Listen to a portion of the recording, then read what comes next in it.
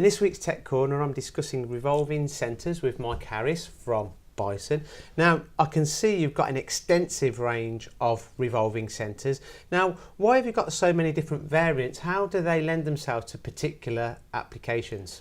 Well, these go on the tailsaw end of lathes, but every one has its own Morse taper, different. So what we have to do, we cover the ranges from 1 Morse taper up to 6 Morse taper.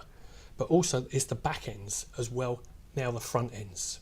With this is standard point, extended point. Extended point because you need more space for your tool.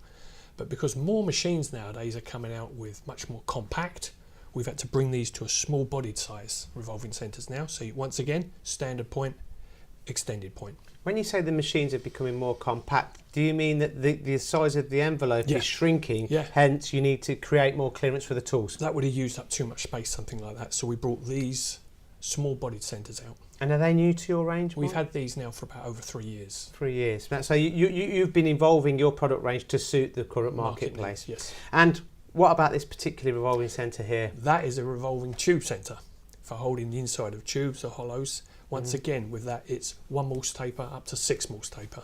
Are all these revolving centres in stock? Yes. And all of them in stock? All the different? Yeah, we have to keep these in stock because they're one of our biggest sellers. Well, in regards to longevity, obviously these revolving centres are revolving. What about the longevity and the bearings within the internal mechanism within the revolving centres? Well, on these, you have a bearing arrangement where you have an axial bearing, a radial bearing, and at the back you have a needle bearing. That's what gives it the speeds and feeds and the loads it can take. But also at the front we have an oil ring, an O-ring in there which stops swarf or coolant getting inside, which could damage the inside of these centres.